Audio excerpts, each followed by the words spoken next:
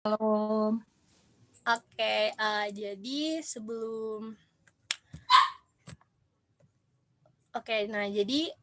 puji Tuhan kita bisa berkumpul secara virtual dalam pembinaan kedua kali ini, pembinaan kedua calon pengurus PO Fisip via UI. Nah, sebelumnya kan teman-teman udah belajar nih mengenai Sin and Salvation di pembinaan sebelumnya. Nah, di pembinaan kali ini kita akan belajar mengenai bagaimana sih caranya kita bisa mengenal kehendak Allah dalam kehidupan kita. Nah, harapannya tema Knowing God's Will di pembinaan hari ini bisa membantu teman-teman dalam menggumulkan terkait kepengurusan di PO Fisip Via. Nah, sebelum mendengarkan firman Tuhan, aku mau mengajak teman-teman untuk menyanyikan lagu Hanya Dekat Kasih-Mu Bapa.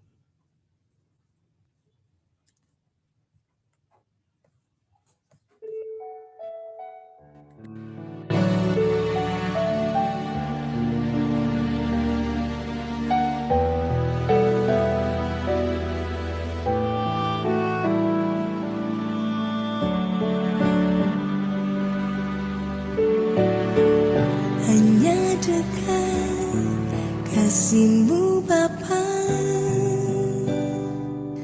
jiwaku pun tentram. Engkau menerimaku dengan sepenuhnya, walau dunia melihat rupa, namun Kau memandangku sampai ke kedalaman hatiku. Tuhan, inilah yang ku tahu, Kau mengenal hatiku jauh melebihi semua yang terdekat sekalipun. Tuhan, inilah yang ku mau, Kau menjaga hatiku supaya kehidupan memancar senantiasa.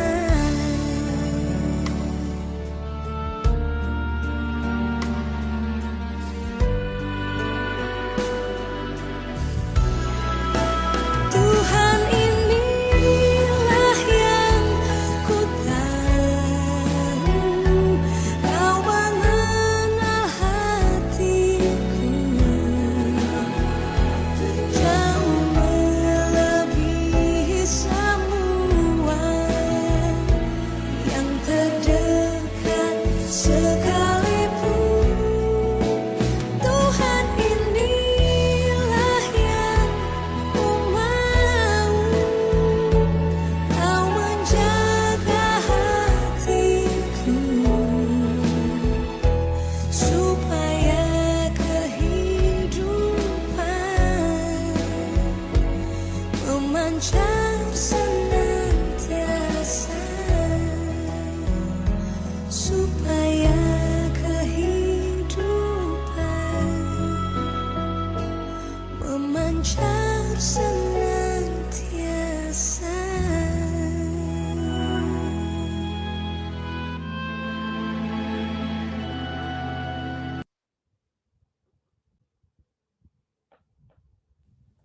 Kepada Bang Ray dipersilakan. Oke, teman-teman, sebelum kita merenungkan firman Tuhan, mari kita bersatu dalam doa. Tuhan, kami bersyukur buat waktu dan kesempatan kami boleh kembali berkumpul bersama untuk belajar dari firman-Mu berkaitan tentang menggumulkan kehendak Tuhan, berkaitan juga tentang panggilan kepemimpinan dan penggembalaan buat mahasiswa di kampus kami. Kami berdoa Tuhan sendiri yang boleh berbicara pada setiap kami, Tuhan yang boleh menuntun setiap kami, dan tolong kami untuk menyerahkan hidup kami sepenuhnya di dalam Tuhan yang sedang bekerja secara nyata di dalam diri kami dan melalui diri kami. Kami sungguh memohon kiranya Tuhan yang boleh pimpin dan sertai waktu perenungan firman dan diskusi di antara kami. Dan nama Tuhan kami Yesus kami berdoa. Amin. Ya, teman-teman, selamat Natal, dan buat teman-teman yang menjadi calon pengurus atau sedang bergumul jadi calon pengurus juga selamat bergumul kayak gitu. Hari ini kita melanjutkan pembinaan kita di tema yang kedua, yaitu Knowing God's Will. Teman-teman, aku yakin semua di antara kita yang hadir di sini datang dengan kerinduan benar-benar mau mencari tahu atau mau merenungkan apa sih yang menjadi kehendak Tuhan dalam hidup kita hari demi hari gitu ya, bukan cuma demi pelayanan ini, tapi juga buat setiap aspek hidup kita mau jadi orang-orang yang sungguh-sungguh menangkap apa yang Tuhan kehendaki dan ya terlebih lagi mau melakukannya kayak gitu ya. Saya yakin teman-teman di sini bukan lagi orang yang menggumulkan, aduh mau nyopet atau enggak ya, yang mana yang kehendak Tuhan, ya udah, ya itu udah jelas gitu ya. Aduh mau curang atau enggak ya, yang mana yang kehendak Tuhan, tentu bukan yang kayak begitu gitu ya. Tapi dari semua pilihan yang baik atau semua pilihan yang sekilas sama, tapi yang mana yang memang bagian yang Tuhan percayakan atau yang Tuhan berikan kepada engkau dan saya kayak gitu. Nah, jujur ini menjadi tema yang sering digumulkan gitu ya. Kalau teman-teman mau bandingin di zaman pembinaan tahun aku jadi pengurus, kami nggak pernah punya pembinaan tema seperti ini, mencari kehendak Tuhan kayak gitu. Jujur tema-tema seperti ini aku perhatikan baru muncul di dalam 4-5 tahun terakhir, bahwa ada kebutuhan setiap kita tuh punya kesulitan atau keribetan atau apa ya, keresahan mencari tujuan atau finding purpose. Dan ini pertanyaan yang sering kita ajukan. Apa sih yang Tuhan ingin aku lakukan gitu? Apa yang Tuhan inginkan dariku? What does God want from me? Apa sih kehendak Tuhan untuk aku? Dan jujur, pertanyaan ini sering diiringi oleh rasa takut. Takut akan apa? Biasanya dua hal. Takut akan ketidakjelasan. Kalau nanti ke depannya aku harus memang ini yang Tuhan kehendaki, tapi kok keadaannya malah buat aku nanti bakal begini. Jadi kadang-kadang jawabannya udah jelas, tapi karena takut nggak jelas ke depannya, kondisinya atau jaminannya gitu, akhirnya rasanya jadi yang mana sih yang kehendak Tuhan gitu. Padahal mungkin sebenarnya Tuhan sudah berbicara kayak gitu. Jadi takut akan ketidakjelasan akan ke depan gitu ya, masa depan. Atau beberapa yang sering terjadi, takut untuk membuat keputusan yang salah sampai akhirnya ya tidak membuat keputusan sama sekali atau merasa kayaknya kok Tuhan nggak jawab gitu atau Tuhan kok kayaknya nggak tunjukkan gitu. Kenapa? Kita takut membuat keputusan yang salah. Teman-teman dalam batas tertentu takut akan ketidakjelasan, takut membuat keputusan yang salah, itu takut yang menolong kita bersiap-siap diri gitu ya, mempersiapkan diri kayak gitu. Teman-teman kalau mau UAS gitu ya, mau ujian akhir semester, ada takut yang wajar. Misalnya ya takut nanti nggak bisa jawab, makanya teman-teman itu yang membuat kalian belajar, membuat kalian mempersiapkan diri. Ada takut yang menolong kalian bisa menjadi orang yang lebih baik, mempersiapkan diri lebih baik. Tapi ada jenis takut yang membuat justru berantakan gitu ya, malah justru membuat kamu tidak melakukan apa yang seharusnya menjadi bagianmu. Nah, teman-teman, kadang-kadang ini pun yang juga menjadi pergumulan kita atau sisi kita melihat pertanyaan ini. Tapi di balik itu, izinkan aku juga boleh menggali lagi kedalaman hati kita. Kadang-kadang pertanyaan, apa sih kehendak Tuhan buatku? Apa sih yang Tuhan pengen dariku? Itu pertanyaan yang lahir karena kita ingin Tuhan memberkati kita dengan apa yang paling membuat kita senang. Maksudnya begini, kenapa sih kita pengen banget tahu kehendak Tuhan? Jangan sampai salah keputusan. Sebenarnya di balik itu semua apa sih? Ini bukan tentang Tuhan, ini tentang supaya nanti gue nggak rugi. Ini semua nanti supaya gue nggak merasa kecewa.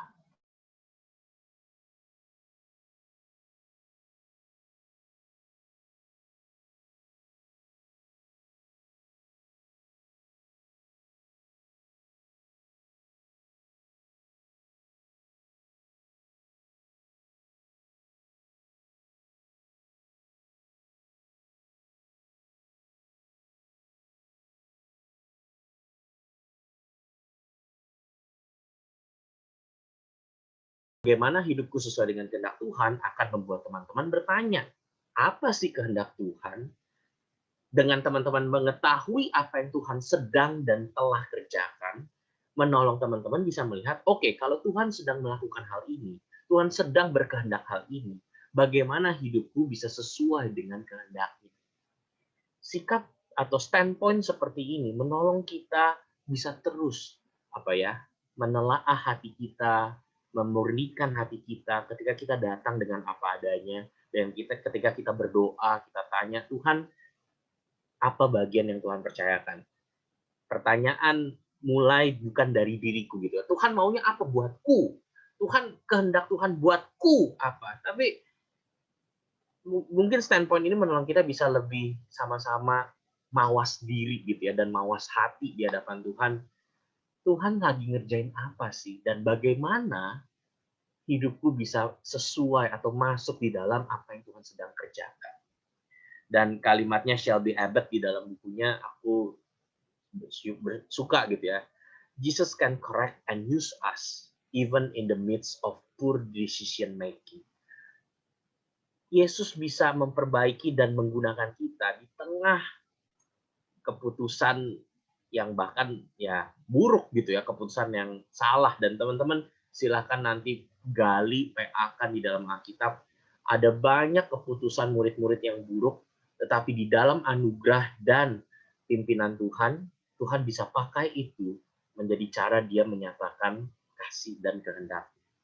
Nah, bagaimana kita bisa mendalami prinsip-prinsip ini? Teman-teman, aku ajak kita lihat dari satu bagian firman dari Yosua pasal yang pertama ayat 1 sampai 9.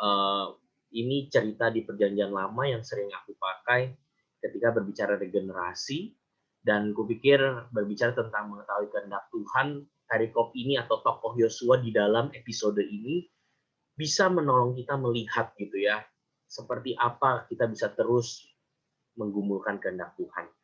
Kalau teman-teman ada Alkitab cetak atau Alkitab digital, boleh sambil buka Yosua 1 ayat 1 sampai 9. Aku juga udah tampilin di slide, aku akan pimpin kita bacakan.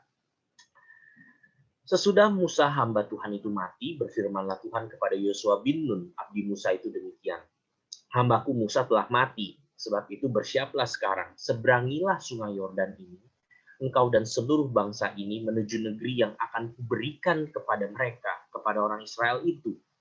Setiap tempat yang akan diinjak oleh telapak kakimu, kuberikan kepada kamu, seperti yang telah kujanjikan kepada Musa. Dari padang gurun dan gunung Libanon yang sebelah sana itu, sampai ke sungai besar, yakni sungai Efrat, seluruh tanah orang Het sampai ke laut besar di sebelah matahari terbenam.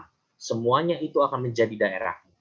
Seorang pun tidak akan dapat bertahan menghadapi engkau seumur hidupmu. Seperti aku menyertai Musa, demikianlah aku akan menyertai engkau.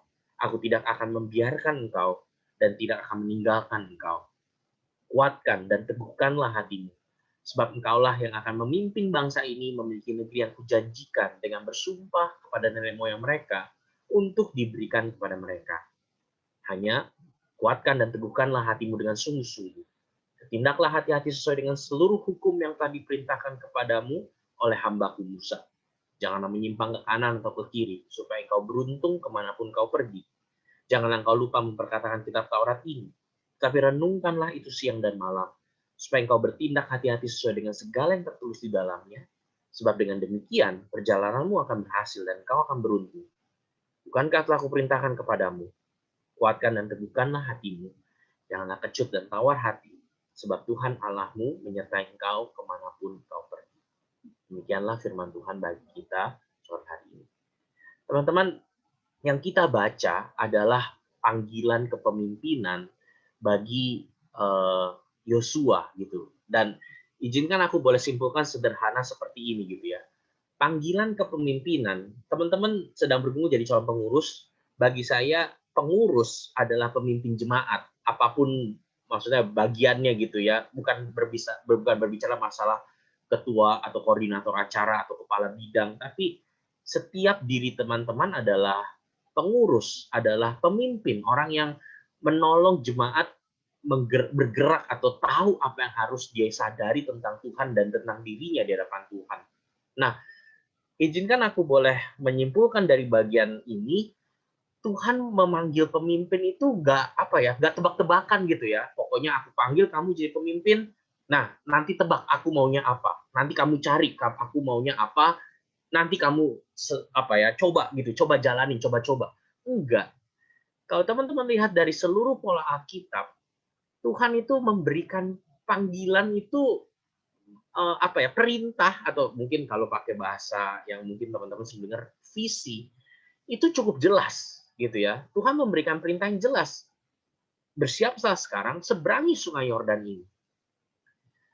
Teman-teman kadang-kadang sebelum kita berbicara, aduh bang, tapi nanti kalau ada dua pilihan, aku juga bisa ke sini, aku juga bisa ke sini. Aduh bang, tapi nanti kalau mau pilih hal ini, tapi ternyata orang tua nggak setuju, atau ternyata ada orang lain nggak setuju. Tapi sebelum ngomongin semua kemungkinan yang belum tentu terjadi, tapi kita mau ngomongin semua kemungkinan itu, sadarilah teman-teman, Tuhan memberikan perintah yang jelas. Dan ini menjadi pola di dalam Alkitab. Visi Tuhan itu dianugerahkan bagi para pemimpin yang dipanggilnya. Karena itu, saya mengajak teman-teman di dalam pergumulan ke depan, masih ada beberapa minggu menggumulkan atau beberapa kali pembinaan menggumulkan, mari bergumul sama Tuhan. Bukan cuma sekedar, aduh Tuhan aku siap nggak ya, aduh Tuhan aku sanggup nggak ya. Tapi minta Tuhan nyatakan apa yang menjadi perintahmu, apa yang menjadi panggilanmu. Dan saya berdoa, teman-teman boleh menjawab bukan hanya dengan komitmen. Teman-teman boleh menjawab dengan keyakinan. Tuhan panggil aku begini buat teman-teman fisik. Dan izinkan saya boleh bilang, jawaban seperti itu akan jauh lebih menguatkan daripada janji yang kamu buat untuk dirimu sendiri. Aku akan begini, aku akan begini, aku akan begini. Padahal kita tahu, kita orang yang terbatas, kita orang yang lemah, kita orang yang nggak punya kekuatan yang selalu stabil. Tapi panggilan Tuhan atau perintah Tuhan itu yang tidak berubah.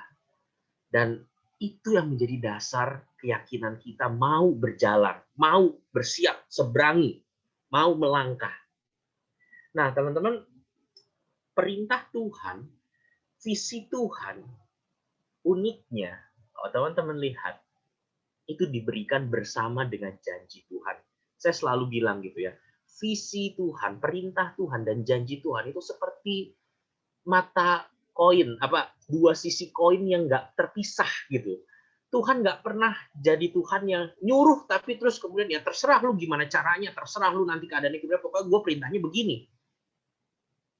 Tuhan adalah Tuhan yang memberikan perintah, dan perintahnya itu bersamaan dengan janjinya. Maksudnya begini, kalau Tuhan panggil saya melakukan sesuatu, maka Dia adalah Tuhan yang juga sedang berjanji, aku yang akan menyanggupkanmu melakukan hal itu.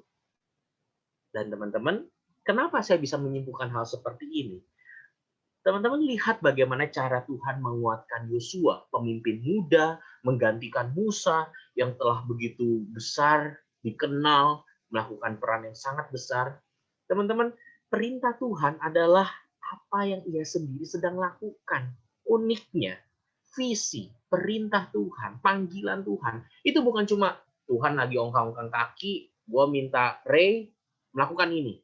Uniknya, visi Tuhan itu adalah apa yang dia sendiri sedang lakukan. Tuhan nggak pernah memberikan perintah yang dia sendiri sedang tidak kerjakan. Tuhan nggak pernah memberikan panggilan yang dia sendiri sedang tidak usahakan. Dia bukan Tuhan yang jadi manajer yang cuma ngasih perintah terus kemudian dia duduk. Dia adalah Tuhan yang bekerja, Tuhan yang aktif, Tuhan yang menggembalakan, Tuhan yang sedang memuridkan. Dan perintah Tuhan yang bagi engkau dan saya adalah apa yang dia sendiri sedang lakukan. Teman-teman lihat di ayat 2 ayat 3. Bersiaplah Yosua, seberangi sungai Yordan ini. Kenapa? Tuhan kasih perintah, seberangi sungai Yordan, bersiaplah. Kenapa? Karena engkau dan seluruh bangsa ini menuju negeri yang akan kuberikan. Bahasa Indonesia memberikan kesan future tense. Maksudnya gini, dengan kamu nyebrang, aku akan berikan. Secara logika mungkin itu cukup masuk akal. Tapi kalau teman-teman baca gali gitu ya terjemahan aslinya dalam bahasa Ibrani, bahasa Inggris menangkapnya mungkin cukup lebih tepat. Tenses-nya tuh bukan future, bukan kalau kamu nyebrang, aku akan berikan. Kalimatnya kalau literally terjemahan begini. Aku panggil kamu bersiap menyeberang karena aku sedang berikan tanah ini. Logika kasarnya mungkin literally-nya begitu. Di ayat 3, kalau kalimat bahasa Indonesia, setiap tempat yang akan diinjak, kesannya maju. Kalau kamu injak, aku akan berikan. Di dalam terjemahan aslinya itu lebih tepat diterjemahkan ke tempat yang aku telah dan sedang berikan. Aku telah putuskan dan sedang berikan kepadamu. Jadi ketika Tuhan memanggil Yosua untuk bersiaplah menyeberangi sungai Yordan, itu bukan semuanya tergantung di Yosua gitu ya. Kalau Yosua nggak nyebrang, nggak jadilah bangsa Israel nggak dapatlah itu tanah. Nggak begitu. Tuhan sedang berikan, makanya Tuhan panggil Yosua. Mengerti kebenaran ini saja menolong kita melihat kehendak Tuhan itu jauh lebih besar dari diri kita. Kehendak Tuhan itu jauh lebih besar dari masalah, aduh saya nanti bisa nggak ya, saya sanggup nggak ya. Tunggu dulu, ini sedang berbicara Tuhan yang sedang bekerja di antara mahasiswa FISIP. Kalau saya mungkin boleh bilang begini, kalau teman-teman kan visi misi PO FISIP gitu ya, menjadi mahasiswa atau alumni yang berakar, berdampak bagi bangsa dan negara. Teman-teman, Tuhan itu sedang memuridkan mahasiswa, sedang menolong mahasiswa bertumbuh, berakar di dalam firman, dan mempersiapkan mereka menjadi alumni yang berdampak buat bangsa dan negara. Itu yang Tuhan sedang kerjakan. Ada atau tiada kamu, ada atau tiada saya, ada atau tiada PO FISIP. Tuhan sedang kerjakan itu. Dan kalau Tuhan yang sedang mengerjakan itu memanggil engkau dan saya, itu bukan panggilan tebak-tebakan. Jelas Tuhan panggil untuk bersama dengan Dia berbagian, ya, memuridkan, membina, memberitakan Injil, menguatkan, menghibur, menopang, menegur, memperlengkapi mahasiswa di FISIP untuk menjadi seperti apa yang Tuhan kehendaki. Itulah artinya visi Tuhan atau perintah Tuhan adalah janji Tuhan. Ketika visi PO FISIP menjadikan mahasiswa menjadi alumni yang bertumbuh, berdampak, teman-teman, Tuhan sedang berjanji, aku yang akan membuat mahasiswa FISIP bisa menjadi murid-muridku yang demikian. Dan aku yang akan menolong pengurus atau gembala yang aku panggil, pemimpin yang aku panggil untuk menolong jemaatku menjadi demikian. Karena itu teman-teman, aku simpulkan seperti ini gitu ya. Kadang-kadang berbicara tentang knowing God's will, yang buat kita ragu tuh, aduh, benar nggak sih Tuhan akan menyertai, benar nggak sih ini panggilan yang benar nggak sih ini keputusan yang tepat. Tapi jadi aku simpulkan seperti ini, penyertaan Tuhan bukan berarti Tuhan yang menyertai kita semaunya kemana kita berjalan. Kalau kita mau berbicara penyertaan Tuhan, kehendak Tuhan, kita sedang berbicara kita yang mengiring Tuhan kemana Ia hendak berjalan dan bertindak. Jadi apa ya? Jujur aja gitu, kadang-kadang pergumulan mencari kehendak Tuhan itu jadi kayak, apa ya, kayak tebak-tebakan kado gitu loh. Tuhan kasih aku panggilannya apa ya, kasih kamu kadonya apa ya. Teman-teman, Tuhan yang ditampilkan dalam Alkitab bukan Tuhan yang sembunyi-sembunyi. Dia adalah Tuhan yang menyatakan kehendaknya jelas dari awal sampai akhir, apa yang dia sukai, apa yang dia rindukan, apa yang dia perjuangkan, apa yang menjadi nilai-nilainya, dan bagian kita adalah mengiring Tuhan kemana ia hendak berjalan dan bertindak. Nah, dari situ, teman-teman, kita melihat gitu ya, penyertaan Tuhan itulah janji Tuhan. Teman-teman, Yosua sebagai pemimpin muda, pemimpin yang baru gitu ya, pasti banyak ya takut gitu ya. Tapi saya bersyukur Tuhan bukan cuma Tuhan yang ngasih perintah, tapi dia juga Tuhan yang memberikan janji penyertaan. Sama seperti aku menyertai Musa, demikian aku akan menyertai engkau. Ya kalau aku mungkin boleh bilang ya, pergumulan teman-teman calon pengurus ke depan mungkin beda. Mungkin akan unik, mungkin akan lebih challenging. Tapi kalau aku boleh ganti namanya gitu ya, sama seperti aku menyertai Kak Tri, kayak gitu. Demikian aku akan menyertai engkau. Kak Tri waktu zamannya juga sama seperti aku menyertai Kak Nadia sebelum-sebelumnya lagi, alumni-alumni peneliti lagi. Teman-teman, inilah yang menjadi janji Tuhan. Kondisi dan tantangan mungkin berbeda, tapi penyertaan Tuhan adalah janjinya. Tuhan tidak berjanji melindungi Yosua dari masalah atau kesulitan. Tuhan tidak berjanji melindungi Yosua dari tantangan atau bahkan ya kalau teman-teman lanjutin kitab Yosua ini teman-teman akan baca akan ada dosa yang masuk ke tengah-tengah mereka. Tuhan tidak berjanji melindungi Yosua bahkan selalu selalu benar gitu ya, selalu dalam kondisi yang paling prima. Tapi yang dia janjikan adalah dia hadir dalam masa-masa sulit, dalam masa-masa challenging. Ia menyertai. Dan kalau teman-teman lihat, itu terbukti. Silakan gali, bandingkan bagaimana Musa dan Yosua memulai pelayanannya. Teman-teman akan lihat, Musa dan Yosua tuh punya pengalaman yang rada mirip. Awal-awal pelayanannya harus nyebrangin air. Musa harus nyebrangin Laut Teberau, itu cerita yang terkenal dikejar oleh pasukan Firaun. Yosua mau masuk ke tanah perjanjian, dia juga akan harus menyeberangi Sungai Yordan. Tapi kalau teman-teman lihat, caranya beda. Musa, teman-teman mungkin ingat ya ceritanya di sekolah minggu, angkat tongkat, laut kebelah, bisa jalan kering, nyebrang, kemudian pasukan lagi masuk, angkat tongkat lagi, kemudian lautnya jadi satu, kemudian tenggelamlah pasukan Firaun. Yosua tuh rada beda. Yosua itu nggak pakai tongkat-tongkatan. Yosua itu disuruh tabut, jalan di depan. Jalan di depan, itu tanah nggak langsung kering. Masih becek, masih masuk ke air. Sampai ke tengah sungai, tabut sama Yosua, sama semua, barulah di tengah sungai, air tertahan, bangsa Israel bisa nyebrang. Kadang-kadang kalau ditanya gitu ya, pilih cara yang mana? Cara mana yang lebih enak? Cara mana yang lebih aman? Cara Musa atau cara Yosua? Kadang-kadang kalau ditanya gitu ya, saya lebih mikir enakan Musa dong. Lebih gampang, lebih jelas tandanya. Angkat tongkat, kering, jalan, kering, tutup, angkat tongkat, basah lagi. Kalau Yosua itu nggak enak. Cemplung-cemplung basah, nggak tahu ini benar bakal bisa atau enggak. Tapi bukan masalah cara Tuhan menyertai. Yang Tuhan janjikan adalah ia mau menyertai. Caranya mungkin beda, tantangannya mungkin beda, keadaannya mungkin beda, solusi yang Tuhan berikan juga nanti mungkin akan berbeda. Tapi satu hal yang nggak berubah, Tuhan menyertai. Perang. Musa juga memimpin perang pertamanya itu melawan negara adidaya, perang melawan Sihon dan Og, kalau teman-teman baca di kitab Bilangan. Itu pasukan mereka besar-besar, tinggi-tinggi, sedangkan Musa memimpin Israel yang adalah budak, nggak punya kemampuan berperang. Tapi Tuhan berikan kemenangan. Teman-teman ingat cara Yosua menghadapi perang pertamanya?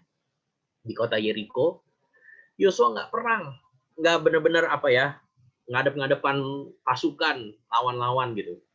Disuruh nyanyi keliling 7 kali. Barulah Yeriko runtuh, barulah mereka bisa masuk dan menang. Kalau ditanya, lebih enak yang mana? Lebih nyaman yang mana? Kalau saya sih mungkin lebih milih ya Musa lah, lebih jelas perang orang lawan orang. Lah ini musuh udah siap nyerang, kita disuruh nyanyi di depannya keliling-keliling, diketawain kali gitu. Nih orang ngapain sih kayak dangdutan keliling gitu. Tapi tiba-tiba rubuh misalnya. Tapi kadang-kadang kita pengen gitu ya, caranya mesti sama yang kayak kakak ini atau caranya mesti sama yang kayak begini. Tapi bukan itu yang Tuhan janjikan. Jangan sampai teman-teman salah tangkap. Yang Tuhan janjikan adalah penyertaannya. Di dalam masa sulit, di dalam masa sukar, aku mau menyertai. Dan nantikan cara Tuhan memimpin, cara Tuhan menyertai. Mungkin bisa sama, mungkin bisa beda. Tapi kita tahu Tuhan adalah Tuhan yang mau menyertai.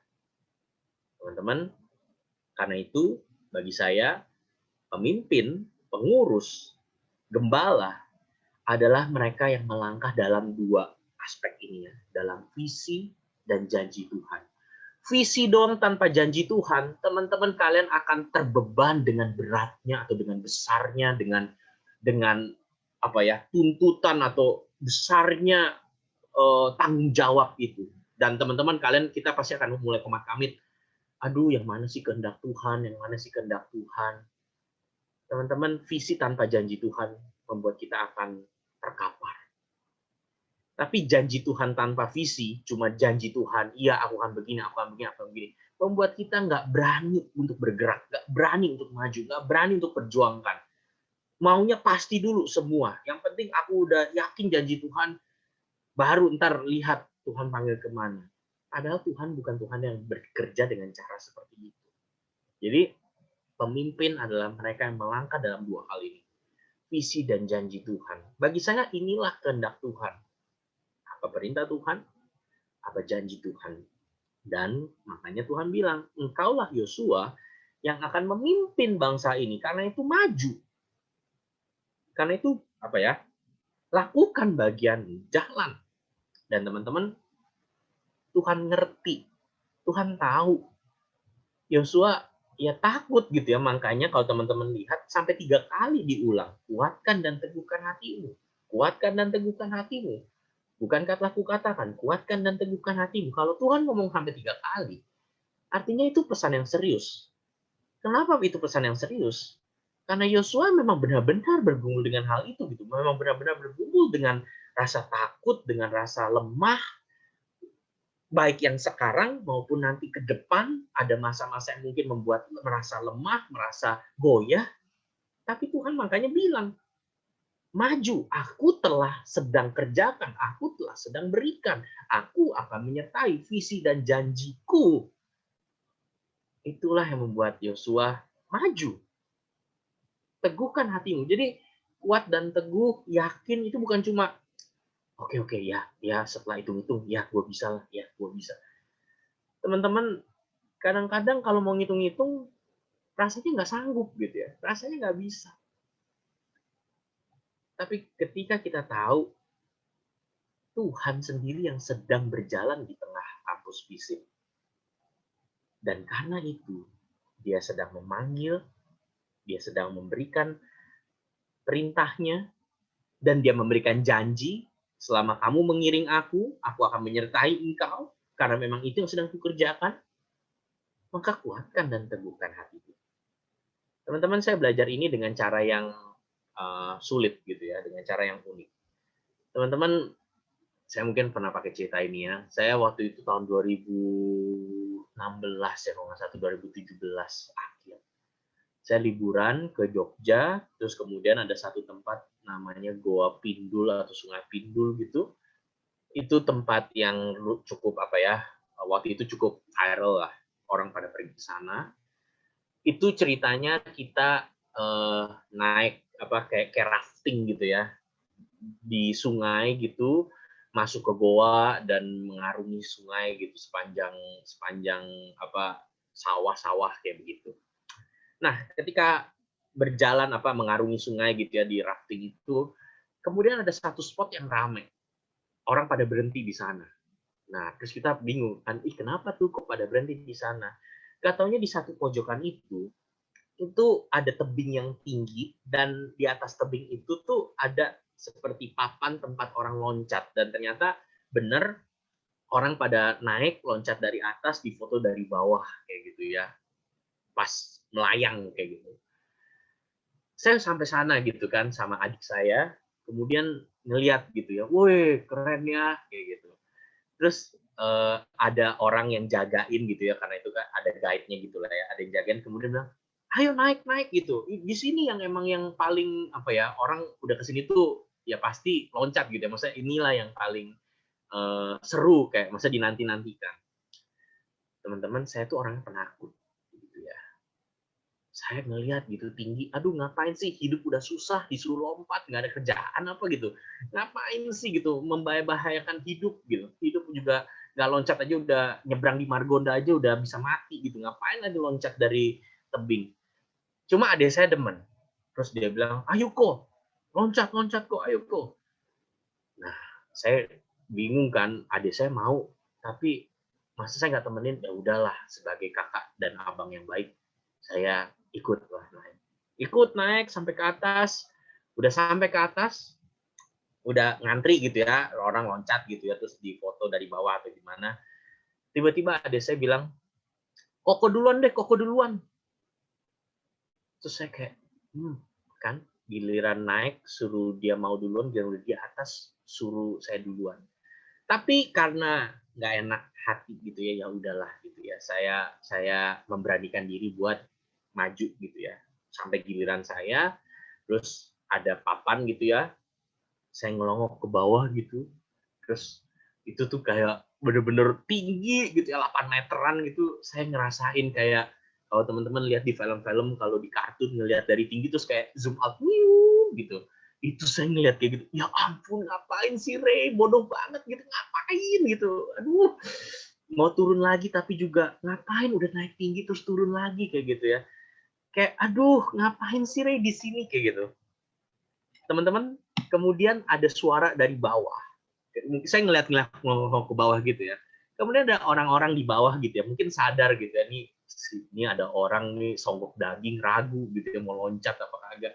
Kemudian mereka bilang, nggak apa-apa, loncat aja, seru kok, tenang, airnya dalam kok ini, nggak kenapa-napa, nggak kejedot kayak gitu, seru kok, loncat aja, enak. Saya ngomong ke bawah, terus mereka sambil, ayo, ayo, iya nggak apa-apa, tenang. Saya dalam hati, mbahmu tenang, ini tinggi gitu loh, kok bisa teriak-teriak tenang kok seru aman ya, ini bisa gue yang di sini tuh tinggi. Tapi teman-teman, ya saya belajar gitu dari pengalaman itu. Apa yang membuat saya tahu ucapan orang-orang di bawah, tenang kok, ini aman, ini enak, ini bisa, ini seru kok, emang justru orang kesini buat di sini. Apa yang membuat saya yakin tahu bahwa yang mereka ucapkan itu benar? Itu hanya bisa terbukti, hanya bisa saya benar-benar alami ketika saya ya loncat gitu. Dan teman-teman, ya itulah foto saya loncat kayak gitu ya. Dan teman-teman itu nggak keren sama sekali ya. Itu foto menipu. Itu seperti gerak lurus berubah beraturan gitu ya. Niup terus langsung jatuh, niung gitu kayak karung beras loncat terus nggak ada keren-kerennya langsung buk gitu ya. Tapi teman-teman, itulah pengalaman saya belajar. Kadang-kadang Tuhan udah kasih janji, betul aku pimpin, betul ini yang aku kehendaki. Ayo jalan, aku memang sedang mengerjakan ini, aku sedang melakukan hal ini. Aku mau membimbingmu, aku mau membentukmu, aku mau menyatakan kepada dirimu siapa diriku. Dan cara terbaik untuk benar-benar mengalami semua kehendak Tuhan, panggilan Tuhan, janji Tuhan ini adalah ketika kita melangkah, teman-teman. Bisa aja ya sampai di atas, kemudian aduh nggak jadi deh, nggak jadi. Saya turun ke bawah, saya turun nggak jadi loncat, kemudian saya lanjutin rafting saya, Kemudian fast forward tahun 2020, saya datang ke pembinaan, teman-teman bilang, iya teman-teman, saya pernah liburan di Gua Pindul, ada tebing yang tinggi, terus orang pada loncat. Itu aman, itu enak banget, itu seru. Saya tetap bisa bilang hal yang sama teman-teman. Tapi saya sendiri nggak bisa bohongin diri saya. Saya nggak pernah benar-benar tahu itu aman. Saya nggak pernah benar-benar tahu itu memang seru.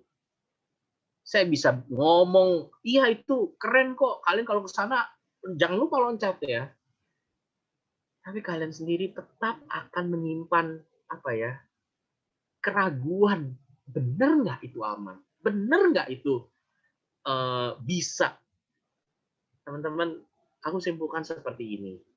Penyertaan Tuhan dialami bukan ketika kita nggak ngalamin ketakutan atau keraguan sama sekali. Tetapi penyertaan Tuhan, menjalani kehendak Tuhan, mengalami janji dan visi Tuhan, itu dinikmati ketika kita melangkah maju dan taat melakukan kehendaknya. Teman-teman, move forward, maju, melangkah, bersiaplah, menyeberang, loncatlah di dalam iman dan di dalam ketaatan. Dan teman-teman, izinkan saya boleh bilang, ini menjadi tantangan khususnya bagi generasi kita. Kenapa? Shelby Abbott di dalam bukunya, salah satu tantangan yang paling bikin ngilu generasinya adalah ketika menghadapi kesulitan. Apa? Apa tantangan yang paling mengilukan ketika menghadapi kesulitan? Kita punya rasa takut yang atau cemas yang nggak bisa dihilangkan.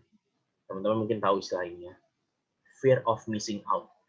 Kita takut kalau kita taat, kita takut kalau kita memutuskan ini memang langkahnya, ini memang jalannya. Kita takut kalau aku di jalan ini, nanti gimana kalau di jalan lain lebih seru? Kalau aku di jalan ini, gimana kalau ternyata di jalan lain itu ternyata Tuhan bisa lebih memakaiku, membentukku? Kalau aku milih bagian yang ini, nanti gimana kalau ternyata ada bagian-bagian lain yang Tuhan bisa berikan dan ternyata aku bisa lebih bertumbuh dan berkembang? Kita justru malah takut kehilangan semua momentum, kesempatan, opsi yang lebih baik. Itu yang membuat kita nggak berani ambil decision. Nggak berani taat, nggak berani komit. Kenapa bisa muncul perasaan seperti ini? Karena ini adalah cara hidup. Ini adalah lifestyle. Ini bukan cuma sikap. FOMO is a lifestyle. Cara hidup yang semakin umum di tengah budaya modern dan teknologi. Kenapa? Kita terbiasa selalu terkoneksi. Teman-teman, kita mengalami tantangan yang unik yang mungkin gak dialami oleh abang kakak sebelumnya. Mohon maaf, aku ngomong sebagai abang, sebagai kakak yang melihat apa yang terjadi sama diri teman-teman 4-5 tahun terakhir. Kenapa tema seperti ini muncul di pembinaan? Karena teman-teman mengalami perasaan unik yang mungkin gak dimengerti oleh abang kakak di generasi sebelumnya.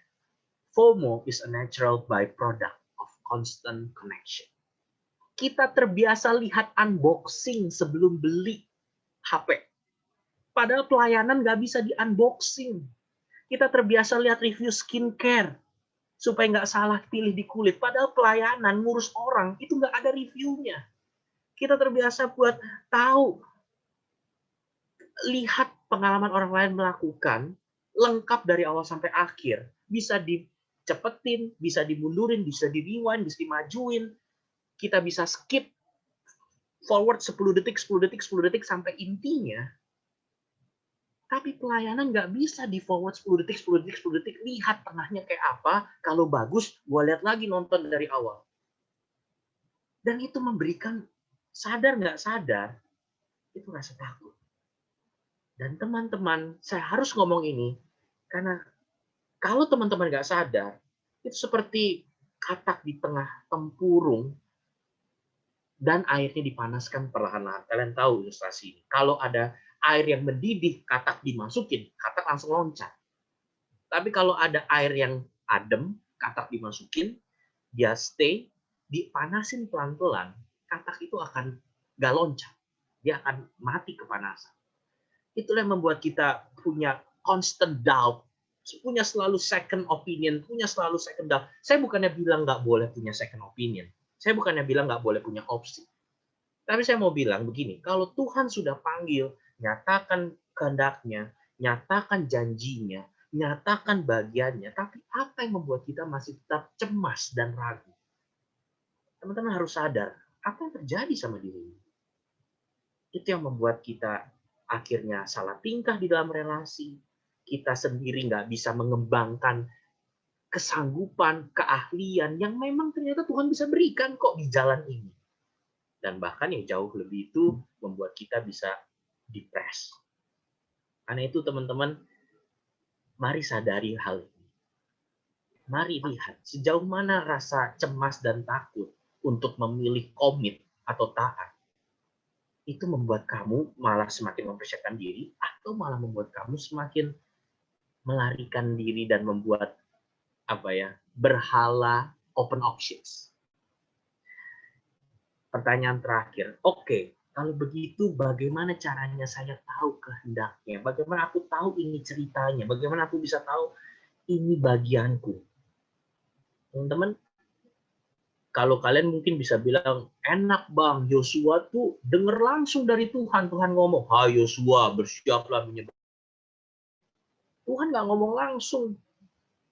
Teman-teman, jangan salah. Tuhan memberikan perintah kepada Yosua, itu nggak langsung jelas dari awal sampai akhir. Tuhan cuma suruh seberangi sungai Yordan. Tuhan nggak berikan di awal, seberangi sungai Yordan, lawan Yeriko, cari dosa Akan dan sebagainya. Tuhan belum jelasin semua. Tuhan cuma suruh panggil jalan, maju. Kedepannya gimana? Karena itu bertindaklah hati-hati sesuai dengan hukum. Sesuai dengan kitab Taurat. Renungkan itu siang dan malam. Kita berbicara tentang firman. Kita tidak sedang menebak-nebak maunya Tuhan. Dia adalah Allah yang hidup, Allah yang berbicara, mengarahkan, mau dan mampu terlibat. Karena itu, teman-teman, saya nggak bisa pisahkan pergumulan kehendak Tuhan dengan firman Tuhan, dengan perkataan Tuhan. Kamu mau dengar suara Tuhan seperti apa? Baca Alkitabmu dengan suara lantang. Itu suara Tuhan. That is God's word. Dan teman-teman, Tuhan izinkan berikan persekutuan, ibadah, pembinaan seperti ini saat teduh pribadi menjadi cara Tuhan berbicara. Dan Roh Kudus telah dicurahkan bagi engkau dan saya untuk mengenal Tuhan dan firman-Nya. Karena itu teman-teman, kiranya kita boleh menjadi orang-orang yang di masa bergumul ini, mari mau tahu dari mana, mau mulai dari mana segala perintah, visi Tuhan, kehendak Tuhan. Mari ambil waktu, baca firman-Nya, sharing sama kakak-kakak Timrek, minta didoakan. Nanya, apa pengalaman kakak? Bagaimana kakak melihat diriku? Apa yang kakak gumulkan juga? Minta mereka, Kak, sama-sama doakan, sama-sama kita yakin bareng Tuhan berikan bagian ini untuk aku. Firman, persekutuan, relasi, Tuhan pakai itu semua. Roh Kudus pakai itu semua untuk menolong kita bisa menjadi orang-orang yang mengetahui dan mengenal dan menaati kehendak. Teman-teman, pertanyaan, kalau teman-teman lihat apa dampaknya, kalau teman-teman lihat pertanyaan berikutnya tuh, kalau teman-teman tanya, emang signifikansinya apa? Kita nggak baca bagian ini, kalau teman-teman lihat, aku bahas cepat aja. Kalau teman-teman lihat ayat 10 sampai ayat 18, akhirnya Yosua bisa mengkoordinasikan, bisa memimpin. Hanya karena keyakinannya, tapi akan visi dan janji Tuhan. Dia selalu balikin perintah buat bangsa Israel itu, dia selalu balikin. Tuhan yang sedang begini, Tuhan yang sedang begini, Tuhan yang sedang begini. Dan Yosua bisa memberikan instruksi yang relevan, yang peka dengan keadaan. Dia tahu keputusan yang harus diambil, dan teman-teman, bangsa Israel mau dengerin Yosua. Sisinya bukan karena jabatannya Yosua, tapi karena, kalau aku boleh tanda kutip gitu ya, wibawa rohani. Kalau teman-teman baca ayat 18, kami akan mendengarkan engkau sama seperti kami mendengarkan Musa. Asalkan Yosua sesuai dengan teman pemimpin yang sesungguhnya adalah Tuhan. Tuhan yang menyertai Yosua, pemimpin yang dipanggilnya.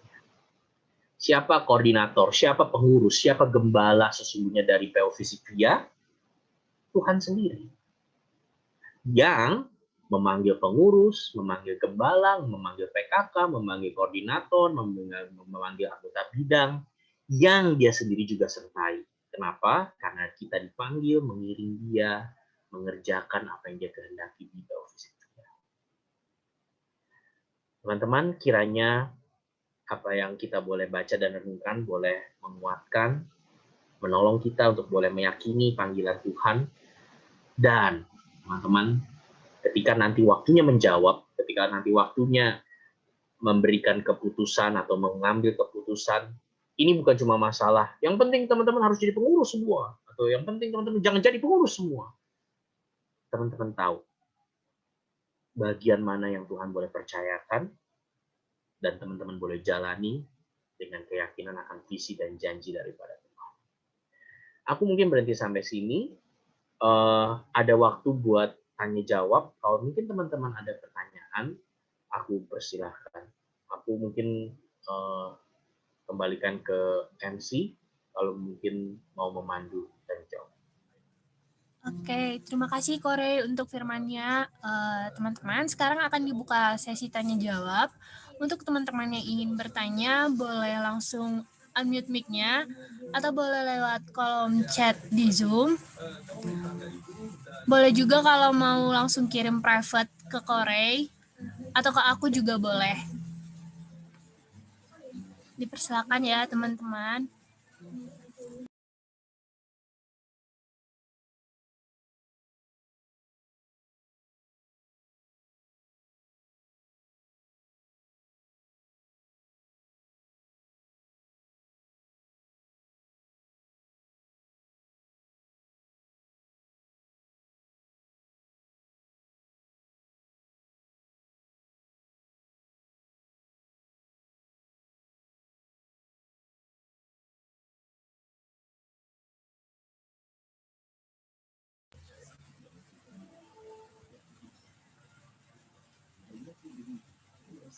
Jessica ada yang mau ditanyain? Desna, William.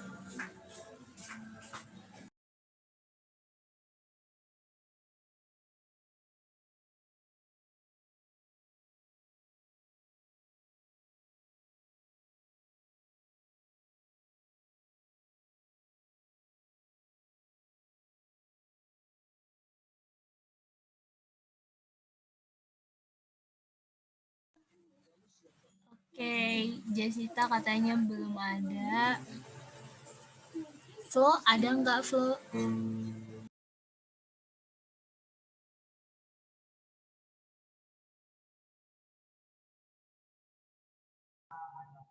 Ada deh.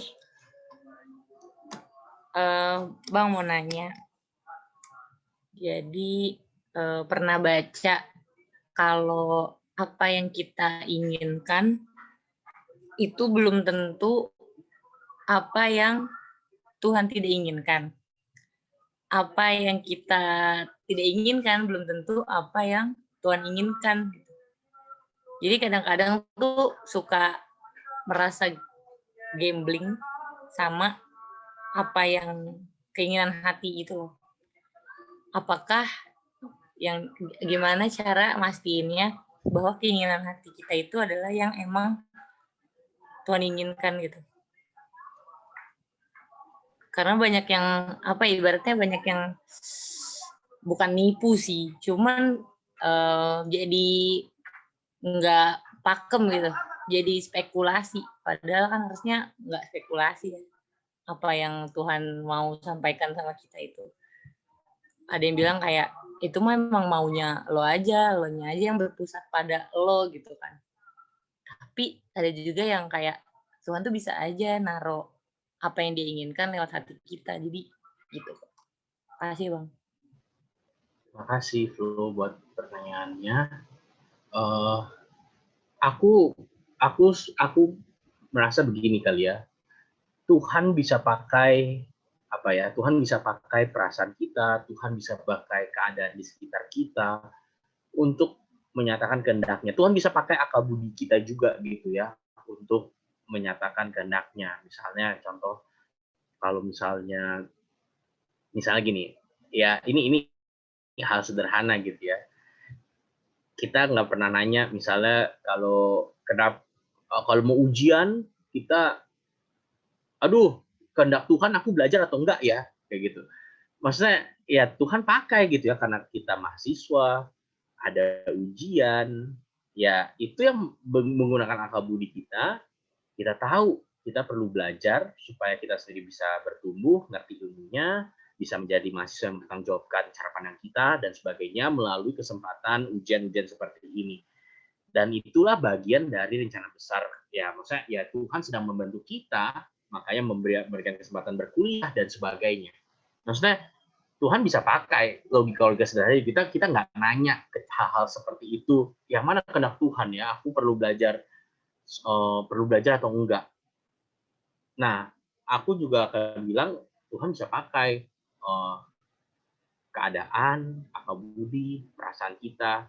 Tapi, nah ini tapinya, teman-teman, kita sebagai orang berdosa sangat mungkin banget akal budi, perasaan, keinginan kita itu keinginan yang berdosa, sangat mungkin banget, dan kita menjadi orang yang nggak aware atau nggak sadar. Artinya apa? Kita nggak bisa sepenuhnya aku bilang hanya rely on that, hanya bergantung dari situ. Karena itu kita perlu sesuatu yang yang menolong kayak gitu. Apa yang menolong? Yang pertama jelas firman Tuhan, karena firman Tuhan, aku bukan berbicara ada ayat apa yang meyakinkanmu menjawab jadi ini atau itu. Bukan cuma berbicara firman tuh perikopnya apa atau ayatnya apa, tapi berbicara tentang bagaimana relasimu dengan Tuhan. Tuhan sendiri yang meyakinkanmu, itu bagian yang harus kamu ambil. Bisa melalui pembacaan Alkitab, bisa melalui penggalian Alkitab, bisa melalui perenungan pribadi dalam saat teduh. Aku berbicara tentang God's Word, dan itu bukan hanya berbicara mana ayatnya. Kalau kamu mau jawab pergumulan, apa ayatnya? Mana ada mungkin mau jawab bener nggak pacar sama dia, terus mana ayatnya yang menunjukkan ini benar pacarmu? Kan nggak ada kayak gitu. Tapi in a sense Tuhan sendiri yang menguatkan, Tuhan sendiri yang meyakinkanmu, meskipun itu pilihan yang unpopular, itu pilihan yang bertolak belakang dengan kondisi atau bahkan dengan kesempatan yang kita miliki. Tapi kalau memang Tuhan panggil di situ, kita punya keyakinan itu. Itu yang pertama, firman Tuhan. Atau aku mungkin boleh perluas ya, relasi dengan Tuhan yang mau memimpin dan mengarahkan. Yang kedua adalah bagi saya konsultasi atau persekutuan dengan orang-orang kudus. Kalau dalam kesempatan pergumulan pengurus ini, saya boleh bilang, ambil waktu sharing sama PKK, kakak-kakak timrek, atau ya kakak atau senior dewasa yang kamu tahu itu mengenal dirimu, takut akan Tuhan, dia sendiri juga menjadi orang yang belajar setia sama Tuhan dan bisa memberikan masukan atau memberikan pertimbangan bagi kamu. Nah, dua hal itu yang menolong kita bisa selain akal budi, perasaan, keadaan di sekitar kita yang kadang-kadang udah cukup clear menjelaskan, tapi kadang-kadang karena kerasa takut kita, atau mungkin di sisi lain ya karena merasa kepedean kita, emang kita maunya begini gitu ya. Pertimbangan-pertimbangan tersebut bisa semakin jelas ketika kita boleh mendasarkan kepada firman Tuhan dan persekutuan dengan orang-orang kudus. Jadi dua hal itu yang aku maksudnya aku ajak buat kita sama-sama miliki. Di luar itu, maksudnya gini, kalau misalnya Luma maksudnya gini, jujur ya, dalam ini aku boleh sharing kesaksian pribadi. Aku sebelum di-sharingkan jadi pengurus, aku memang terbeban untuk melayani di PO MIPA. Karena aku menikmati dilayani di kelompok kecil, dilayani oleh pengurus-pengurus sebelumnya, Jadi buatku pergumulan melayani di PO MIPA itu nggak sulit gitu ya. Tapi kemudian kan kesannya tuh pergumulan tuh mesti susah gitu loh, mesti menderita gitu, mesti oh Tuhan apa kehendakmu? Kayaknya tuh mesti semakin susah itu semakin itulah yang artinya murni dari Tuhan. Saya juga nggak mau jadi mengajarkan bergumul yang seperti itu gitu loh. Itu asketis gitu ya. Semakin sakit itu semakin mulia, semakin rohani. Nggak begitu. Kalau emang Tuhan sudah berikan eh, kesukaan, eh, maksudnya ketertarikan atau mungkin excitement, maka pertanyaan selanjutnya mungkin ya bukan masalah, aduh bener nggak sih ini dari Tuhan atau dari diriku sendiri, dari hatiku sendiri atau benar dari Tuhan. Cara memurnikannya itu bagaimana? Minta sama Tuhan, Tuhan apa yang mau Engkau sampaikan buat jemaat melalui keterlibatan diriku. Sampaikan kepadaku Tuhan, firman apa yang harus didengar oleh jemaat. Sehingga ketika aku nanti bisa melayani, aku bisa mengkoordinasikan, bisa mengembangkan, aku bisa menyuarakan firman itu kepada jemaat. Entah itu bagiannya kelompok kecil, entah itu bagiannya si acara, bagiannya itu persukaan doa, itu hanya masalah strukturnya, hanya masalah wadahnya. Tapi apa yang Tuhan sedang kerjakan, apa yang Tuhan sedang ngomongin sih sama jemaat, aku mau tangkap itu, dan pakai aku Tuhan, untuk aku bisa menyuarakannya dengan lantang kepada jemaat yang adalah domba-domba. Nah, itu yang menolong engkau bisa semakin yakin ini bukan cuma sekedar mau-maunya dariku. Tuhan berikan perintahnya, Tuhan suarakan apa yang memang sedang Dia sampaikan kepada jemaat Visit Via. Itu mungkin yang bisa membantu. Apa aku menjawab lo atau mungkin ada pertanyaan? Iya Bang, aku menjawab. Makasih Bang. Ya, sama-sama Flo. Oke, terima kasih Flo, terima kasih Kore untuk jawabannya. Ada teman-teman ada yang mau nanya lagi?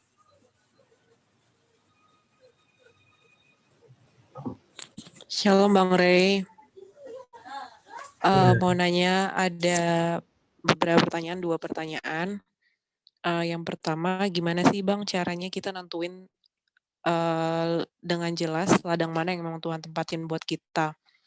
Misalnya ada mungkin beberapa pilihan di depan kita gitu, dan pilihan-pilihan itu sebenarnya baik buat kita juga, cuman gimana kita bisa tahu dengan jelas kalau memang ladang inilah yang Tuhan tempatkan untuk kita untuk melayani. Karena kan maksudnya setiap aspek kehidupan juga merupakan pelayanan gitu kan Bang. Dan yang kedua, mungkin ini yang jadi pergumulan yang sering kami tim REK temukan di antara para calon pengurus, atau mungkin kami sendiri pun yang mengalami, atau juga adik-adik kelompok kecil gitu. Cari nggak lepas dari sepenuhnya kebergantungan dengan Tuhan. Tapi mungkin di pandemi ini jadi salah satu struggle juga untuk para kita semua pastinya, naik turunnya dalam relasi dengan Tuhan. Kalau dari Bang Ray sendiri mungkin kira-kira ada gak semacam tips and trick atau pengalaman Abang sendiri gimana bisa menghidupi relasi itu dengan Tuhan di kala pandemi ini terutama. Makasih Bang Ray. Makasih Evi. Aku jawab yang pertama dulu kali ya, tentang ladang kali.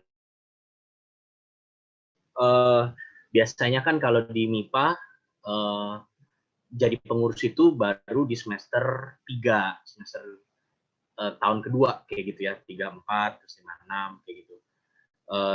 Jadi aku waktu itu udah terlibat di HMD, himpunan mahasiswa departemen. Jadi MIPA ada BEM, terus fisika ada HMD istilahnya. Nah, waktu pertama-tama aku masih terlibat di dua-duanya, di HMD, terus kemudian aku terlibat di PO.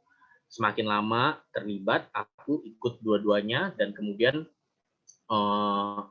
diajak mengumpulkan jadi pengurus. Nah, waktu jadi pengurus seperti yang tadi aku sharingkan, aku memang suka, dalam arti aku menikmati dan aku pengen membagikan kembali. Jadi aku terima dua bagian ini ya, menjadi anggota bidang waktu itu dan menjadi masih bagian dari HMD. Di tahun berikutnya teman teman HMD-ku, aku waktu itu juga udah jadi semacam koordinator bidang di HMD itu, temanku tuh melanjutkan ke BEM, Pemira gitu ya, BEM. Dia lanjut, sementara waktu itu aku juga diminta bergumul jadi koordinator di PO MIPA. Dan waktu itu aku akhirnya masuk ke tingkat 3 gitu ya. Nah, waktu itu aku mempertimbangkan dengan serius gitu ya. Bagian yang mana gitu, Dua-duanya sama-sama memang baik gitu. Dua-duanya sama-sama memang aku sukai. Tapi bagaimana harus memutuskan? Karena aku sadar, aku lihat, aku nggak bisa ambil semuanya. Karena tanggung jawabnya makin besar, studiku juga load-nya makin banyak, aku harus milih.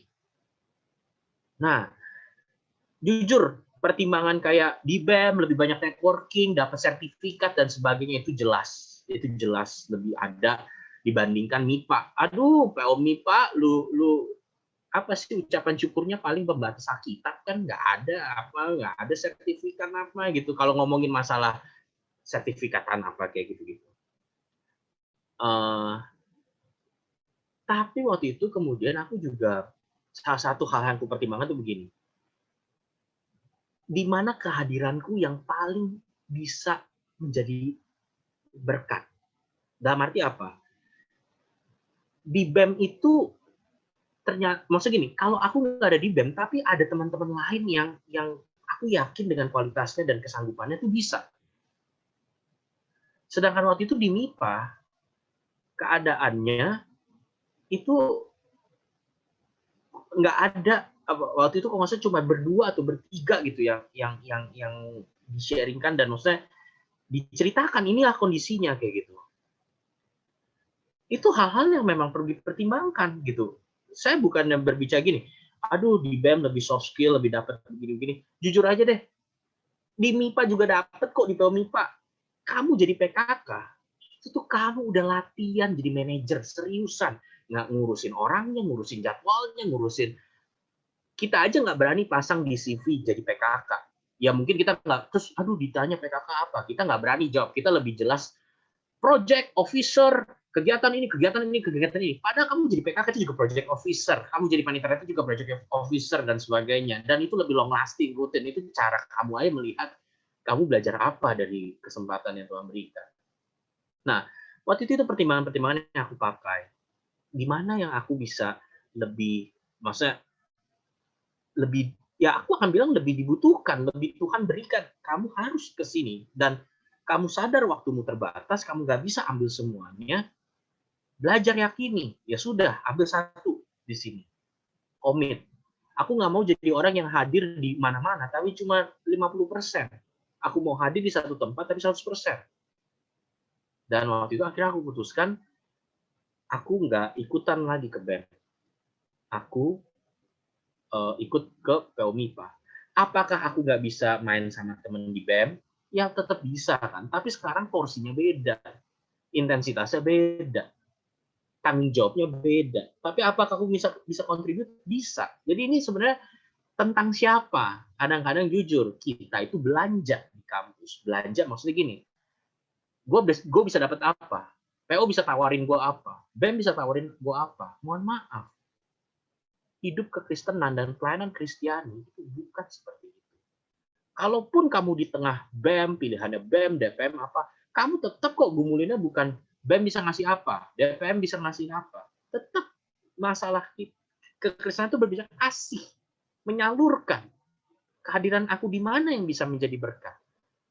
Bukan masalah bandingin di PO lebih jadi berkat, lebih rohani daripada di BEM. Kalaupun pilihannya sama-sama yang bukan tentang persekutuan, bukan seperti itu cara menggumulkan. Yang mana yang lebih menolongku? Yang mana yang lebih membuatku bisa lebih baik? Bukan seperti itu Christianity. Jadi itu yang itu jadi pergumulan. Gereja dan PMK. Aku akan sedikit bahas karena jadi pergumulan. Teman-teman, apa yang membuat aku memutuskan tetap di PMK? Karena begini, aku di gereja setelah lulus akan balik ke gereja aku di Allah. Sampai mati aku di gereja aku. Tapi di PMK itu cuma semasa aku kuliah. Kecuali aku jadi hamba Tuhan penuh waktu, seperti Bang Ray, kembali ke kampus. Aku cuma PJ di FISIP, itu cuma sampai aku kuliah. Selesai, aku nggak akan ibadah keluarga di PJ FISIP, gitu, minta pemberkatan nikah di PJ FISIP. Akan selesai, akan lewat waktunya, dan kamu akan kembali ke gereja masing-masing. Nah, waktu itu aku memutuskan, semasa aku kuliah, rumahku jauh, aku nggak bisa pulang pergi, ya sudah, pelayanan yang efektif, yang menolong aku juga bisa stay di kampus, waktunya efektif, itu pelayanan di PMK. Apakah berarti nggak terlibat sama sekali di gereja? Ya tetap bisa terlibat, tapi intensitasnya beda. Aku jelaskan ke mereka, aku ambil pelayanan di kampus, jadi mungkin beberapa waktu nggak bisa ambil kepanitiaan yang sama-sama long term atau kepengurusan. Dan aku yakin kalau kamu bisa menjelaskan dengan baik, mereka juga akan ngerti kok pertimbangannya. Nah, jadi pertimbangan-pertimbangan seperti itu apa? Apakah ada firman-nya, melayanilah ke PMK daripada ke gereja? Ya nggak ada. Tuhan panggil hidup orang Kristen apa? Menjadi garam dan terang. Tapi bagaimana itu semua? Apakah aku sadar sendiri? Enggak, aku nanya-nanya sama PKK, sama Timrek, sama apa. Jadi betul, excitement, keinginan, kesempatan, tapi juga firman dan persekutuan dengan orang kudus. Ada yang ngasih rekomen, udah, kamu kalau emang yakin ke BEM aja. Ada yang ngasih rekomen gitu, dari kalangan persekutuan. Tapi kenapa saya memutuskan tetap ke PO? Karena itu tetap rekomendasi orang, tapi pergumulan saya dengan Tuhan, saya tahu. Enggak lah, saya tahu bagian saya Tuhan berikan di PO. Saya sadar, saya justru lebih enak di BEM, lebih nyaman di BEM, tapi di PO saya tahu. Saya dipanggil untuk belajar melayani. Karena saya orangnya rada songong. Hal seperti itu yang menolong saya meyakini. Kadang-kadang ya doakanlah gitu, maksudnya sharingkan sama kakak atau tim terdekat supaya bisa sama-sama doakan. Yang kedua, tentang di tengah pandemi seperti ini, ya betul, saya mungkin boleh bilang pandemi ini menjadi kesempatan Tuhan sebenarnya menunjukkan seperti apa kondisi kita pribadi lepas pribadi. Dan jangan lupa, kalau memang teman-teman sudah merasa, aduh ternyata kalau sendirian itu susah jaga kondisi atau susah punya waktu teduh, ya itulah kenyataan, maksudnya Tuhan izinkan kita sadar diri kita terbatas, karena itu cari bantuan. Coba misalnya, yuk pakai YouVersion bareng, ada plan reading Bible plan gitu ya, bareng, bisa saling komen, bisa saling ngingetin, bisa saling gimana pergumulannya kayak gitu. Justru dengan sadar diri kita terbatas dan lemah di masa-masa seperti ini sendirian, mengingatkan kita bahwa ya, kita butuh satu sama lain. Jujur aja, pembinaan, bikin Zoom meeting, kelas kayak begini, apa sih artinya gitu? Maksudnya kita benar-benar perlu support satu sama lain, doa ke satu sama lain, kuatkan satu sama lain, supaya ketika kita meyakini panggilan kita, itu bukan cuma keyakinan pribadi gitu, itu keyakinan bersama, itu keyakinan komunal, bahwa kita bersama-sama Tuhan panggil dan Tuhan tetapkan menjadi pemilik dan gembala buat jemaat. Jadi saranku di tengah pandemi seperti ini justru perlu makin bareng-bareng. Namun oke lah, susah bikin Zoom meeting bareng-bareng. Ambil waktu berdua, bertiga, doa, jadi kelompok doa bareng. Jadi satu bareng. Ambil kegiatan-kegiatan sederhana gitu ya, update, sharing apa yang bisa didoakan, bukan cuma tentang pelayanan, UASmu, relasimu di rumah, mumatmu di rumah, capekmu di rumah, dosa pribadi yang mungkin sedang kamu gumulkan selama pandemi, yang muncul lagi karena kamu sendirian. Ambil waktu untuk mengalami persekutuan seperti itu, supaya kita bisa ya saling menguatkan, saling tahu apa yang terjadi dan kita bisa saling menopang. Itu mungkin yang bisa aku sharingkan ya. Pengalamanku di tengah pandemi juga sama gitu ya. Capek ceritain ulang perasaan, capek ceritain ulang masalah, capek ngomongin ulang apa yang aku alami. Tapi berdiam itu nggak menolong kamu bisa semakin lebih baik kayak gitu. Artinya ya perlu punya accountable friends, butuh rekan kamu bisa cerita dan minta didoakan. Sangat berbahagialah teman-teman yang punya tempat minta didoakan. Itu sangat menyenangkan, itu sangat menguatkan. Saya yakin kakak-kakak Timrek itu sangat bersedia mendoakan teman-teman. Jadi jangan ragu minta didoakan, jangan ragu minta ditopang di dalam pergumulanmu, karena kita sangat memerlukannya.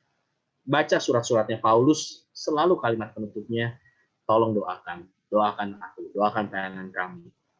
Paulus yang sebegitu powerfulnya kalau kita lihat, memohon didoakan, kupikir itu menjadi gambaran ya, kita pun juga sangat butuh didoakan. Jadi justru di masa-masa pandemi, ambil waktu, punya tempat sharing, punya tempat berdoa bersama. Itu mungkin pengalamanku ya, atau maksudnya jawabanku. Apakah menjawab Evi atau mungkin ada hal yang mau ditanyakan lagi? Silakan ya. Menjawab Bang Ray, makasih ya Bang. Kasih Bang. Teman-teman, apakah ada yang masih mau bertanya lagi? El mau nanya, mungkin masih bisa nggak ya? Masih bisa lah ya.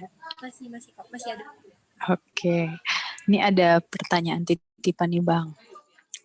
Boleh nggak sih kita ambil keputusan kalau relasi dengan Tuhan lagi nggak baik, gimana tuh Bang? Itu pertanyaannya Bang Ray. Thank you Bang. Oke. Saya nggak tahu kondisi nggak baiknya itu seperti apa ya. Tapi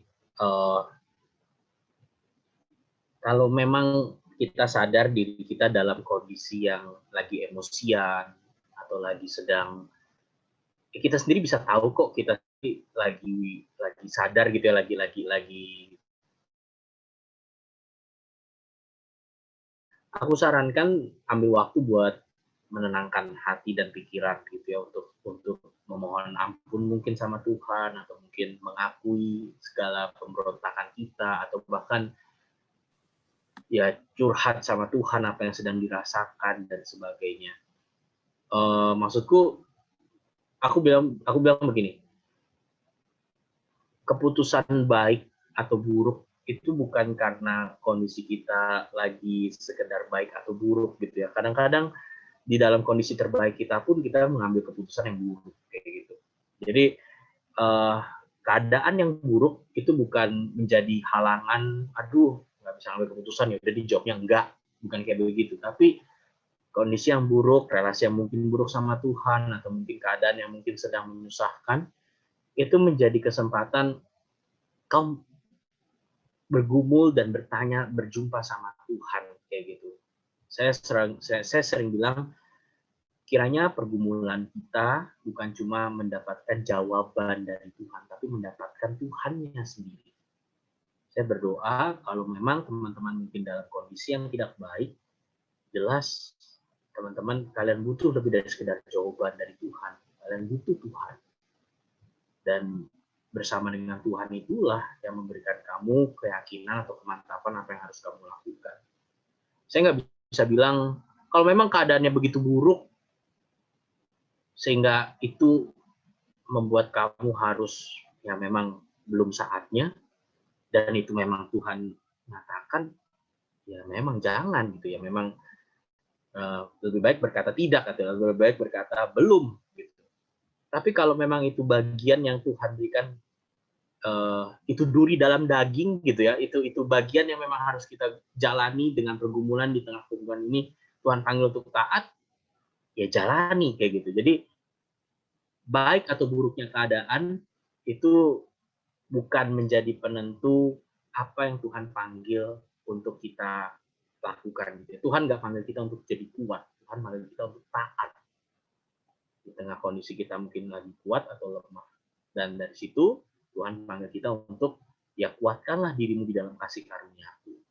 Jadi mungkin itu jawaban generalku gitu ya, karena aku nggak tahu nih maksudnya kondisi nggak baiknya itu seberapa nggak baik atau mungkin seberapa nggak maksudnya seberapa memang ya lebih baik berhenti dulu atau lebih baik tunda dulu atau memang itu masih bagian dari pergumulan yang dijalani ke depan atau apa ya istilah ya penderitaan yang harus dialami bersama Tuhan. Itu mungkin jawabanku. Tri, apakah menjawab atau? Oke, Bang Ray sudah menjawab. Makasih banyak ya, Bang. Iya, Tri. Oke, makasih Bang. Mungkin masih boleh satu pertanyaan lagi teman-teman. Apakah masih ada yang mau bertanya?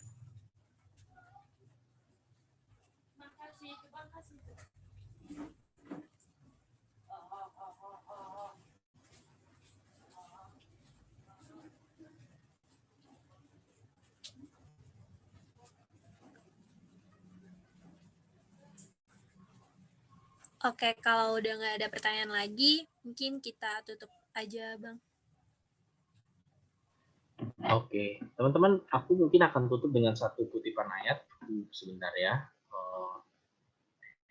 Teman-teman, saya bersyukur gitu ya di dalam firman, di dalam Alkitab, kita tahu bahwa barang siapa di dalam Kristus, kita telah memiliki hikmat. Gitu ya. 1 Korintus 1 ayat 30, kamu berada dalam Kristus Yesus yang oleh Allah telah menjadi hikmat bagi kita. Ia membenarkan dan menguduskan dan menebus kita. Teman-teman, di dalam Kristus, bahkan sebelum kamu jawab jadi calon pengurus, sebelum kamu jadi pengurus, di dalam Kristus kita telah dibenarkan, dikuduskan, dan ditebus. Di dalam Kristus engkau dan saya telah diperhitungkan sebagai pengurus PO FISIP yang taat dan setia, hambaku yang baik dan setia, bahkan sebelum engkau menjalani kepengurusan ini. Bahkan sebelum kau bersedia atau menjawab iya menjadi pengurus, di dalam Kristus kita diperhitungkan sebagai hamba yang taat dan setia, karena ketaatan dan kesempurnaan Kristus dipakaikan kepada kita. Itu yang terjadi dalam kita. Dan kita bersyukur Kristus Yesus adalah hikmat bagi kita. Teman-teman, wisdom is a person. Hikmat, bijak, itu tuh bukan apa ya, aku harus bertindak seperti apa ya, aku harus dapat wangsit kayak gimana ya. Wisdom is a person. Kamu mau menjadi bijak, carilah bijak itu di dalam pribadi. Dan pribadi itu namanya Yesus.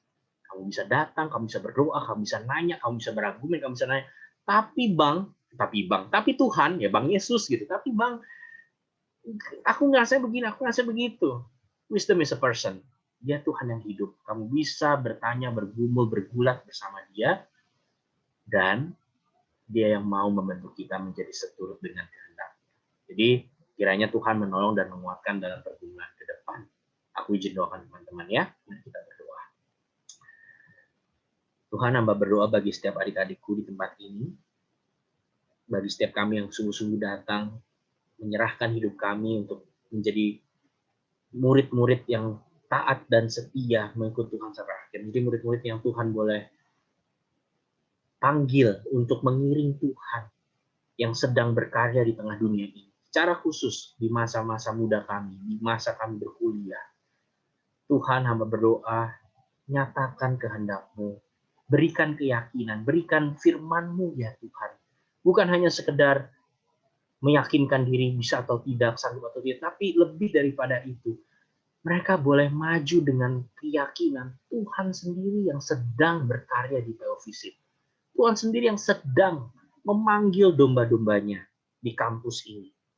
Mereka boleh menjawab dengan penuh keyakinan bahwa Tuhan sendiri yang sedang memuridkan, mengarahkan, menopang mahasiswa-mahasiswa di FISIP. Dan bagian kami semua adalah mengiring kemana Tuhan pergi, kemana Tuhan panggil untuk kami kerjakan, kemana Tuhan panggil untuk bersama-sama dengan Tuhan sendiri menyatakan kebenaran, menyatakan kasih, menyatakan kuasa yang menghidupkan. Tuhan, mungkin ada banyak pergumulan, pertimbangan yang nggak bisa diceritakan di sini. Mungkin itu dari sisi keluarga, mungkin itu dari sisi karakter, mungkin itu dari sisi pengalaman, mungkin itu dari sisi studi ataupun perasaan dan hal-hal lain yang masih sampai saat ini terus didoakan, terus digumulkan. Tuhan, satu yang aku mohonkan, jangan biarkan mereka berjalan sendirian. Jangan biarkan mereka hanya mendapat jawaban, tapi tidak mendapat sang pemberi pertanyaan. Hanya mendapat keyakinan, tapi tidak berjumpa dengan sang pemberi keyakinan. Tolong kami Tuhan untuk boleh menikmati masa-masa bergumul ini. Dalam nama Tuhan kami Yesus Kristus kami berdoa. Amin.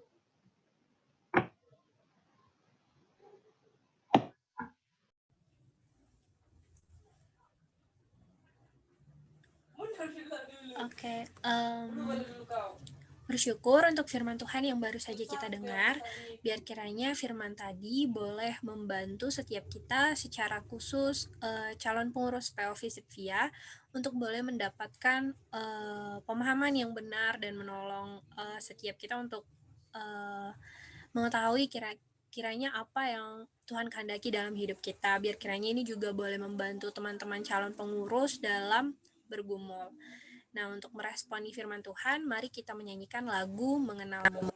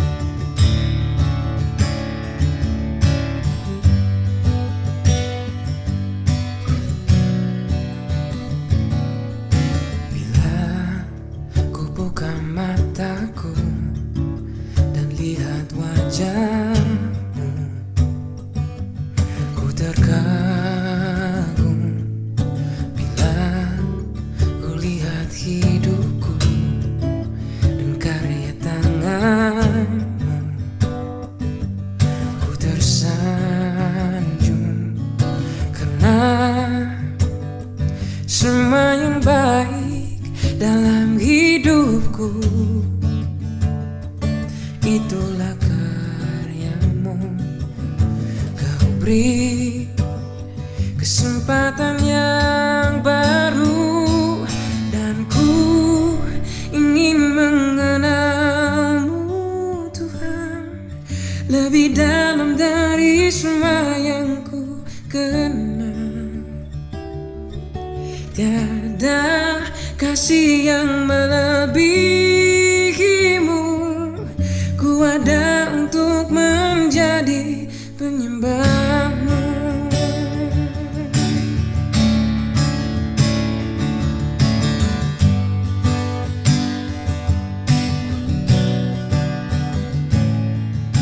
Bila ku buka mataku dan lihat wajahmu,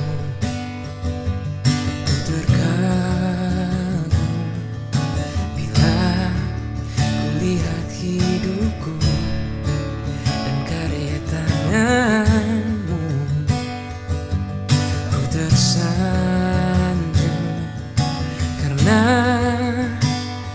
semua yang baik dalam hidupku, itulah karyamu.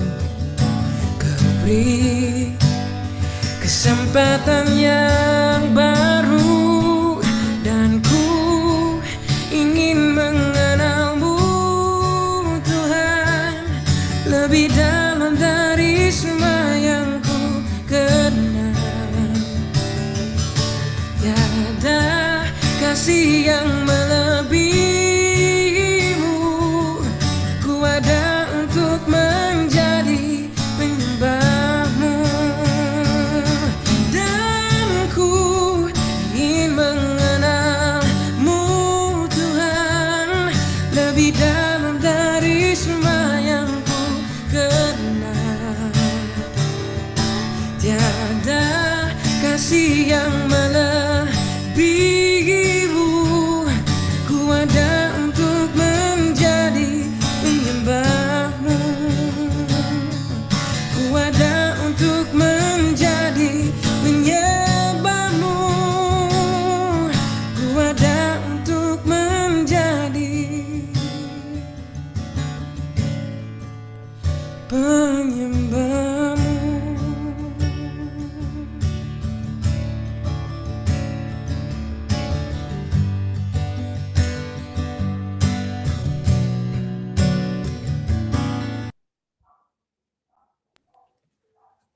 Kepada Bang Rey dipersilakan untuk menutup pembinaan ini di dalam doa. Mari kita berdoa. Tuhan, sama seperti pujian yang kami nyanyikan, kiranya momen demi momen dalam hidup kami, secara khusus juga ketika Tuhan memberikan kami kesempatan berkuliah, dilayani oleh abang kakak di Biovisip, dan bahkan sampai saat ini, Tuhan anugerahkan kami kesempatan untuk mendoakan dan mengumpulkan bagian yang Tuhan panggil untuk kami bisa melanjutkan Injil dan pelayanan Tuhan bagi generasi-generasi selanjutnya. Kami berdoa itu membawa kami semua semakin mengenal Tuhan, semakin menikmati relasi bersama Tuhan, semakin melihat Tuhan yang memanggil adalah Tuhan juga yang memimpin dan menyertai, bahwa adalah Tuhan juga yang akan terus memperlengkapi, Tuhan yang akan terus meneguhkan dan menguatkan sampai seketika lamanya.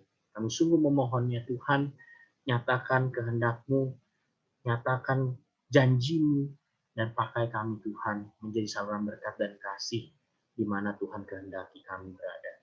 Terima kasih Tuhan, kami bersyukur buat kesempatan boleh beribadah bersama, bersekutu bersama, Tuhan yang boleh terus pimpin setiap kami ke depannya.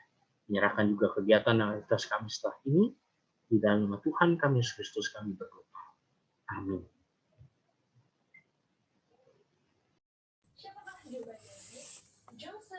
Teman-teman, pembinaan kita sudah selesai, dipersilakan untuk mengambil waktu saat teduh.